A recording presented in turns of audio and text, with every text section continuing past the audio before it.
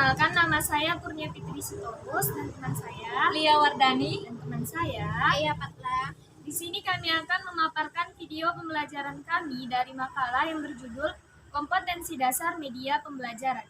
Selamat menyaksikan. A. Kompetensi dasar dan fungsi media pembelajaran.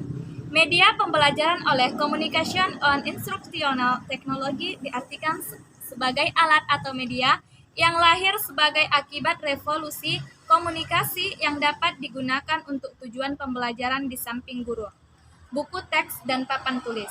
Alat atau media pembelajaran adalah sarana untuk memberikan perangsang untuk anak bagi anak supaya proses belajar mengajar terjadi.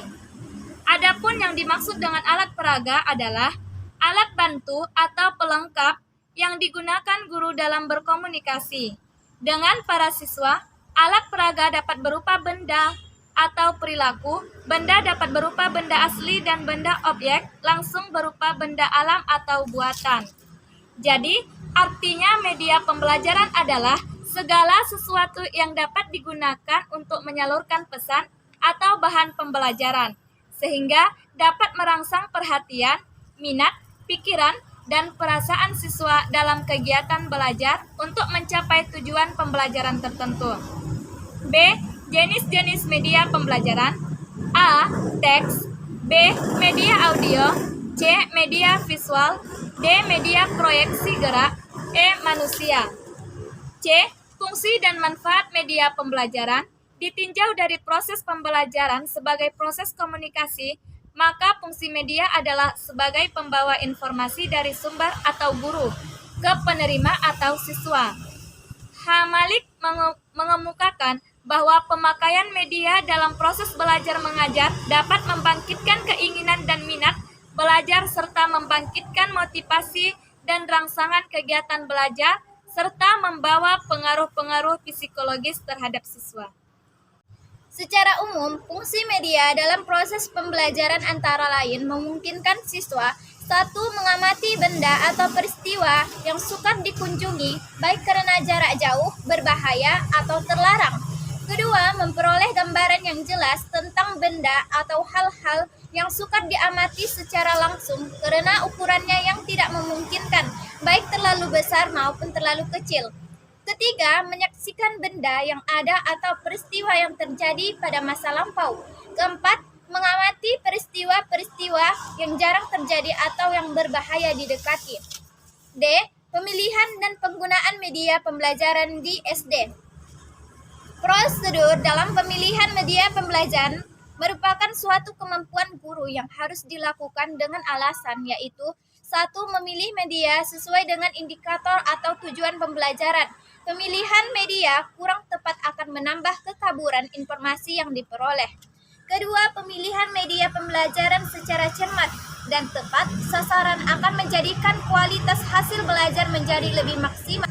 Harus dipahami bagi para guru dalam menggunakan media pembelajaran adalah mengenai dimilikinya 3 kemampuan sebagai berikut. Kesatu, kemampuan fiksatif. Artinya kemampuan menangkap, menyimpan, kemudian menampilkan kembali suatu objek atau kejadian.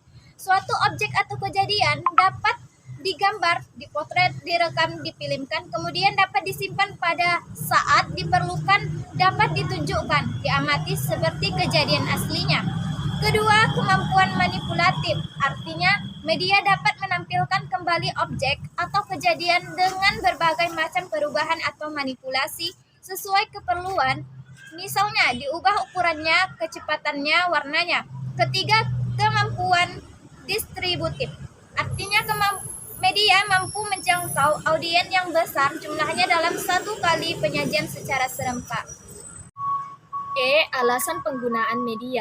Alasan penggunaan media karena media pembelajaran merupakan salah satu dari komponen integral dalam sistem pembelajaran. Tanpa media pembelajaran, proses belajar mengajar tidak akan terjadi atau berjalan dengan maksimal. Selain itu, setiap sumber pesan memerlukan saluran media agar dapat dengan mudah diterima dan dipahami oleh siapa saja yang menerima pesan tersebut. F. Ciri-ciri media pembelajaran yang efektif.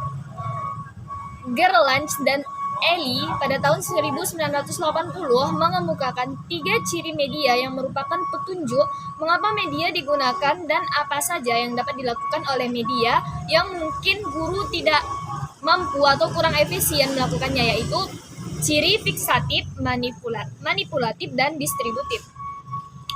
Yang dimaksud dengan ciri fiksatif adalah kemampuan media merekam, menyimpan, melestarikan, merekonstruksi suatu peristiwa atau objek. Yang dimaksud dengan ciri manipulatif ialah kemampuan media memanipulasi suatu peristiwa atau objek melalui proses pengaturan dan pengeditan.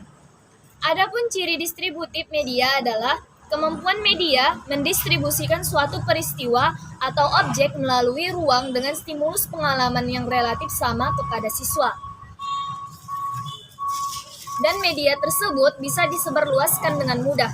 Media pengajaran yang efektif, menurut Hamalik, mempunyai ciri-ciri sebagai berikut, diantaranya 1. Relevan, 2. Sederhana, 3. Esensial, dan yang keempat menarik dan menantang.